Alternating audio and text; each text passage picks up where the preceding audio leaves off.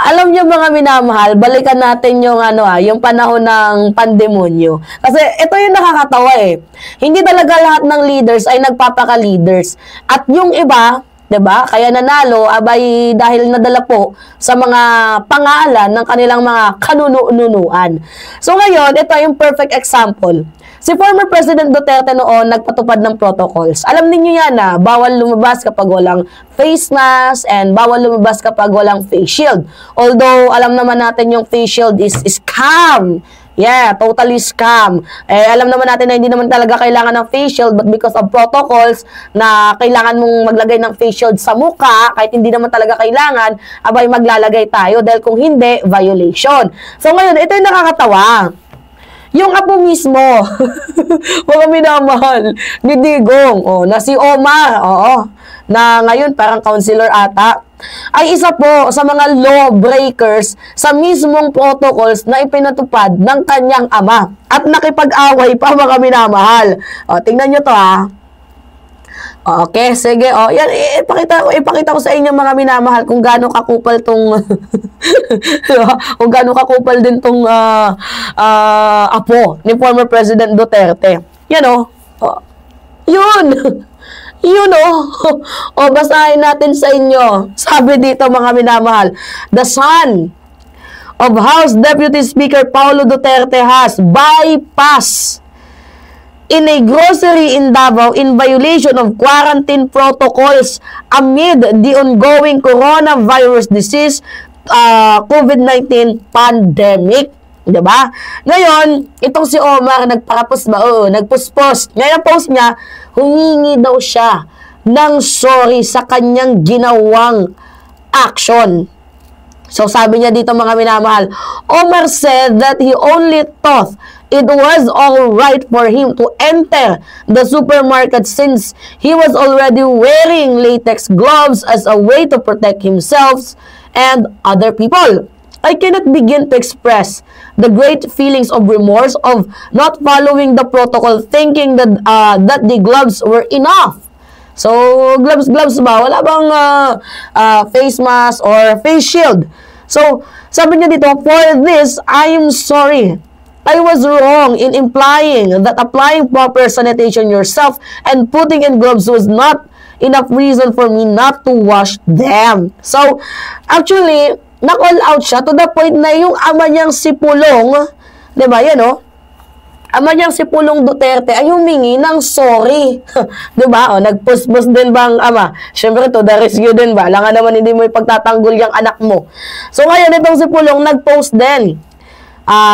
Back natin yung panahon ng 2020 First District Representative Paulo Pulong Duterte apologized on Thursday over the behavior of his son. So, nagsorry siya. Omar was a subject of an irate post of a Facebook netizen. The post said that Omar did not follow quarantine protocols amid the ongoing pandemonyo or COVID-19 pandemic, particularly at the SNR grocery store. Doon ata yon sa Davao. So, may napicturean ba?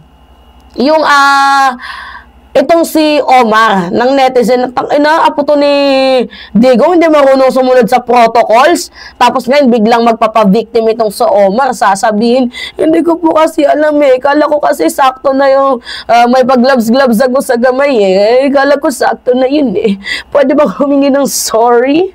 Hindi pa enough yung sorry ni Omar to the point na talagang kinalampag niya pa yung ama niya. Father, Daddy, help me. Kailangan kong malinis yung pangalan ko. Ito naman kanyang ama, nag-sorry. Kaya nga sabi ko sa inyo mga minamahal, ganyan ba yung tamang leaders? Pa-victims, diba? Gagawa-gawa ng katarantaduhan. Biruin mo, apo ka na mismo. May protocols yung ama mo, hindi mo susundin. Tapos kami mga ordinaryong Pilipino, makukulong pag di sumunod sa protocols. Diba? Gets ninyo? Kaya nga sabi ko sa inyo, kung ikukumpara natin itong si Julian K. Romualdez, mambabatas din, batang mambabatas. Magkaroon tayo ng quick comparison. Sino nga ba yung si Julian na yan, mga minamahal? Si Julian Romualdez, pakita ko sa inyo. Meron akong article na ipapakita. Diba? Tungkol sa kanyang buhay. Yan o. Bigyan lang natin ng magandang bagsak, mga minamahal. About kay, sino ba itong si Julian Romualdez na ito, na apo ni House Speaker Martin Romualdez. Si Julian Romualdez ay isinilang February 21, 2000. Why? Si Mima, February, June, year 2002. Diba? 25 na siya pala. Ako 23 pa lang. So, si Julian po ay isang degree holder ng Cornell University. Hindi to dito sa Pilipinas. So, former board member din siya. 'Di ba, mga minamahal? At meron din siyang na-filed na bills. Yun ay yung House Bill 1 RISE Act. Tapos yung health, yung sa innovation and regional growth.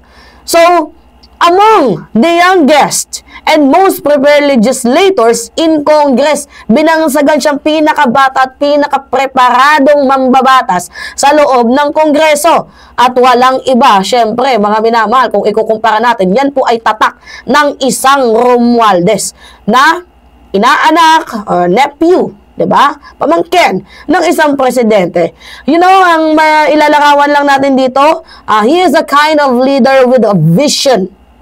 With vision and mission, which is yung resulta, mga minamahal, talagang real world training to the point na wow, yung vision niya, yung mission niya ay talagang ina-apply in real life. Samantalang itong si Omar, mga minamahal, no legislative achievement, kahit man lang isa, wala talaga, or major policy direction to date, wala, mga minamahal. Only experience nito, talagang barangay chairman lang ng Buhangin, hanggang doon lang. And, nanalo dahil lang sa pangalan. Di ba? At saka hindi kilala sa may mataas na pinag-aralan. Wala talaga. Kumbaga yung credentials niya, apo lang ako ni Digong. Nadala lang ako ng mga Duterte. Grandson lang talaga. Nakabase lang sa political rise. Di ba? Sa dynasty, not on merit. Kaya wala nang achievement kahit i-search ninyo, mga minamahal. Anyway, yung bottom line natin dito, hindi lahat ng leaders is created equals. Kasi yung iba, nadala lang po sa pangalang mga pinapangalagaan. Nadala lang po, so pili tatay ko yun si Digong, tatay ko yun si ganyan-ganyan. Nadala lang ba sa mga pangalan? Uso yan yung political dynasty.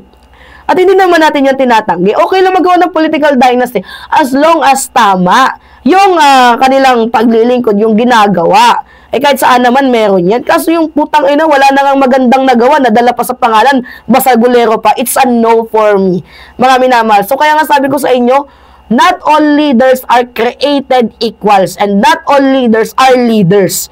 Minsan, naging leaders ka lang dahil yan, may pangalang pinangahawakan. 'Di ba?